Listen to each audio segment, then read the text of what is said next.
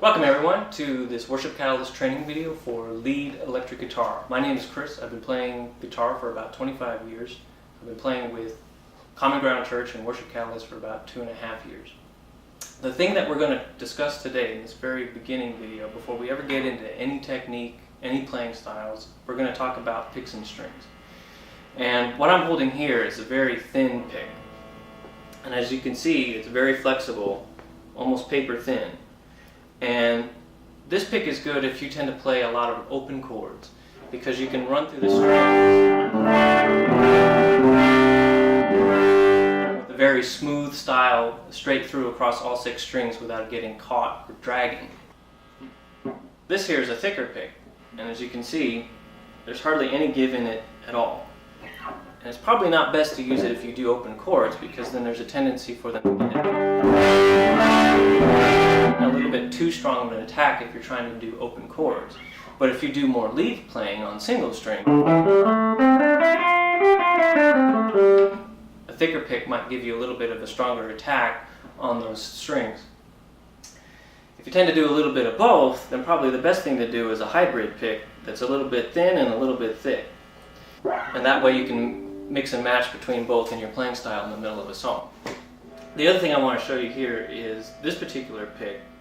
The way it's made, it actually has a hole in the middle of it that actually helps you hold on to it without dropping it. And the other thing I want to show you guys, here's another pick that has a grippy surface on it too that helps you from dropping it. But sometimes using picks the way they're not designed can be a little bit interesting. This particular trick has been going around on the internet for a couple years now, and the Edge of U2 uses this pick. It's called a Herden pick, and they're from West Germany, and they have that grippy surface on them, but instead of holding it like this, where you normally hold the pick with your thumb and your index finger on the fat part, he actually holds it upside down like this, and then he plays that grippy part against the string. So if you can hear that, you can actually hear that grippy part scrape against the string, and it's kind of unique to his sound. And especially if you're using a delay too, then that pre and post attack of those grippy parts of the string really can define those parts really well.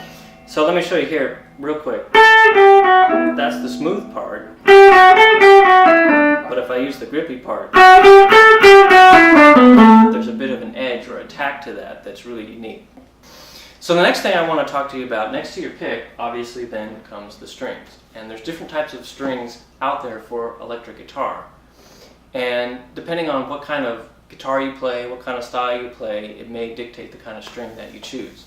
The very first type of string that came out on electric guitars were pure nickel strings. And what I mean by pure nickel is that both the core of the string and the outer wrap of the string is nickel metal.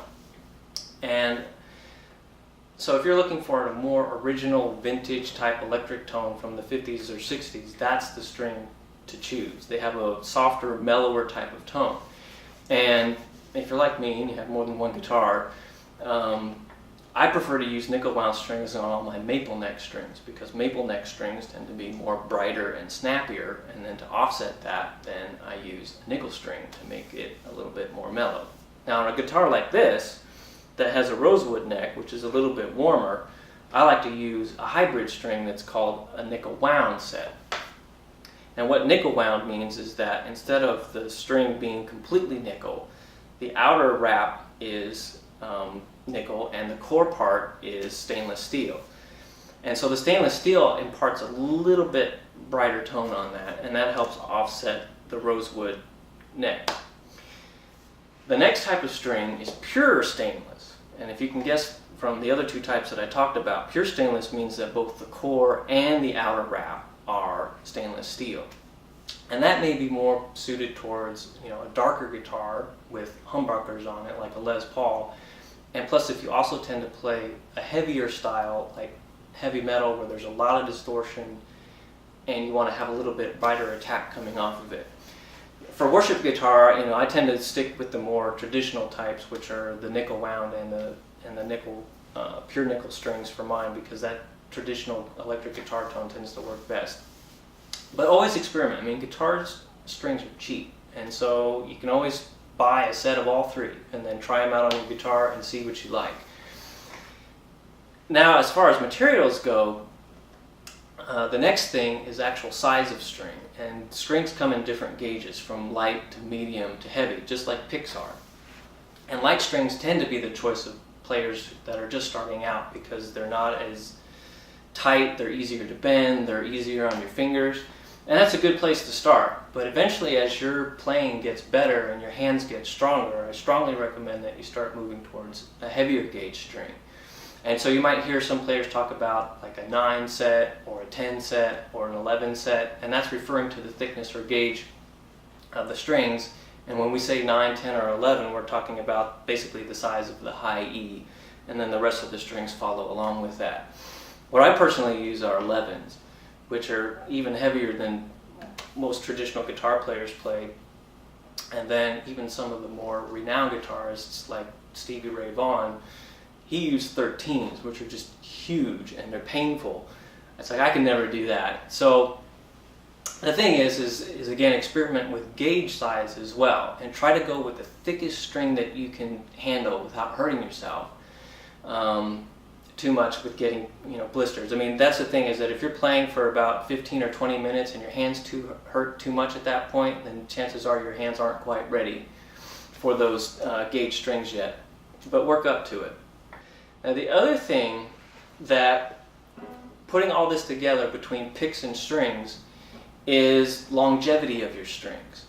If you tend to use a lighter gauge string and a heavier gauge pick, chances are you're going to run into string breakage a lot.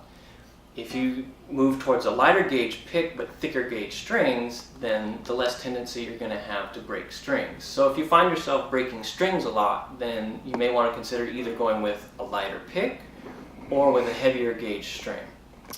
So that's it today for picks and strings. Hope you enjoyed it. If you have any questions, there's a web link at the bottom of this video. Feel free to check it out for other videos or email us with questions. And we'll see you next time.